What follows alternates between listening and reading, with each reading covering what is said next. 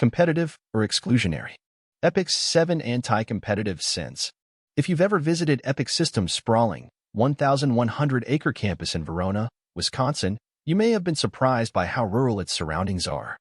Maybe even chuckling at the stark contrast between the pace of life happening inside the organization versus out.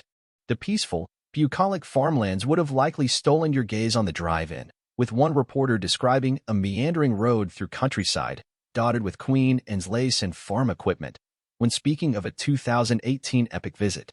Yes, you'll have seen plenty of scenes that evoke calm and serenity as those country roads take you to Epic's home. What you probably wouldn't have seen upon your approach to Epic's headquarters, or anywhere within a 50-mile radius of the organization, for that matter, are billboards, or any other form of advertising for any other healthcare technology company besides Epic. This is because, like affluent homeowners in the Hollywood Hills who buy air rights to ensure there is no obstruction of views, Epic utilizes its dominant market position to contractually limit any marketing or advertising from any organization who has any form of relationship with Epic or its customers, effectively. Yes, seriously. But local advertising exclusivity is just one tiny aspect of how Epic diligently promotes and protects its position, both as the tech giant in the greater Madison area and the leading electronic health record (EHR) system nationwide. In follow-up to the first article in this series, Epic's Antitrust Paradox: Who should control the levers of healthcare innovation? Part 2 below digs into 7 aspects of Epic's behavior that may raise antitrust eyebrows. Epic did not respond to requests for comment regarding the issues and questions raised below. Taken together, these 7 seemingly anti-competitive sins beg the question: is Epic just being shrewdly competitive, or outright exclusionary, in the way in which it obtains and maintains its EHR market dominance, especially among large hospitals, health systems, and academic medical centers, AMCs? And, if the latter, what should happen next? 7 levers preserving Epic's dominant position. When does competition cross over to an unfair monopolistic advantage? For Epic, there are 7 areas worth the public's consideration and exploration: EHR customers and users, including institutions, clinicians, third-party vendors and patients, and the healthcare innovation community writ large. Artificially increasing third-party developer costs. Until recently, Epic allegedly allowed its customers to provision limited access to contracted third-party developers. The third party and its employees would purportedly be required to sign non-disclosure agreements, NDAs, non-compete agreements.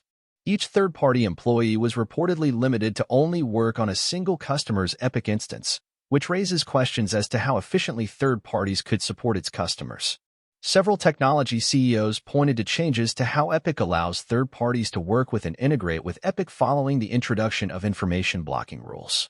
In several cases, while Epic allowed continued access to some information, it allegedly disallowed companies from accessing other previously accessible information, citing that the names of the products were protected intellectual property not to be shared with potential competitors. The resulting effect for some is that some hospital customers must hire their own employee with knowledge of both Epic and third-party products. This introduces friction and cost to both customer and companies, and increases project time to get started from 16 weeks to 1 year on average.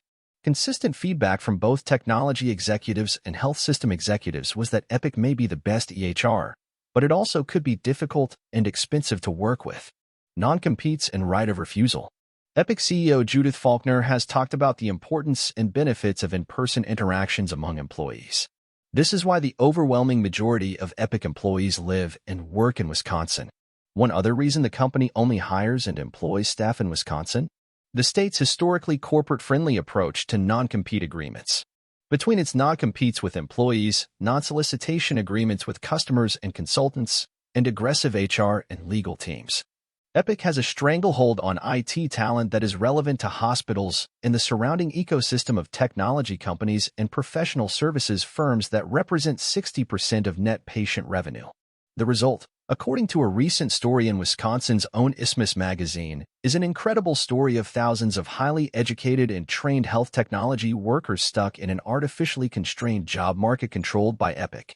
Beyond the company's non-compete, which includes an incredible 4,500 named partners, customers, and competitors, is Epic's All Efforts Pledge, which requires employees to focus their time solely and exclusively on Epic matters, limiting any aspirations they may have to innovate on their own.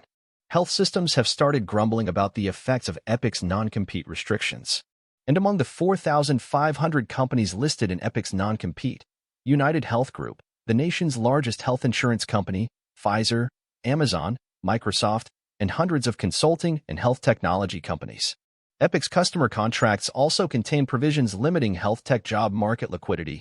Epic may choose not to work with or provide training for any former Epic employee employed by you or working with you, if such employee is hired less than 12 months after Epic employment. In other words, health systems must think twice about making any new hires for roles that may interact with Epic software. Epic also allegedly leverages its market power to place restrictions on hiring between third parties and Epic customers during periods when customers are implementing Epic. Given that Epic implementations last for 12 to 24 months on average, but can extend much longer for larger organizations, this restriction effectively limits job mobility for hospital IT staff for years on end. The company appears to view the hold it has over the health tech market in a benevolent light. It has begun advertising an Epic Core service, providing seasoned Epic staff for leadership staff augmentation to its customers. The branding is a clear imitation of the Peace Corps logo. Query whether Epic employees who have served their time and partake in the Epic Core program would feel akin to Peace Corps volunteers and agree it's the toughest job you'll ever love. Epic did not respond to requests for clarification as to whether, like Peace Corps, members of the Epic Corps are volunteers, or whether Epic Core is offered at no cost to customers.